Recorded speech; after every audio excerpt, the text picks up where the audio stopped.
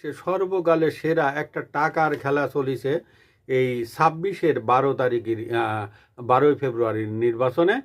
এটা হচ্ছে বাংলাদেশের ৫৪ বছরের ইতিহাসে সর্বকালের সেরা টাকা খেলা, এবং টাকা যেন আকাশে বাতাসে সর্বত্র টাকা টাকা আর টাকা।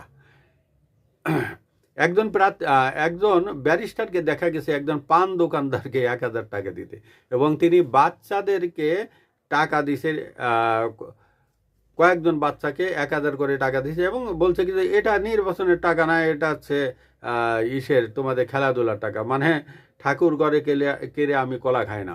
এবং ভিক্ষুককে তারা টাকা দিছে, ভিক্ষুককে পর্যন্ত টাকা দিছে। টাকা দেওয়ার পরে যখন এটা ক্যামেরা চালানো বন্ধ হয়ে গেছে, তারপরে ভিক্ষুকের টাকা আবার ফিরাই নিছে।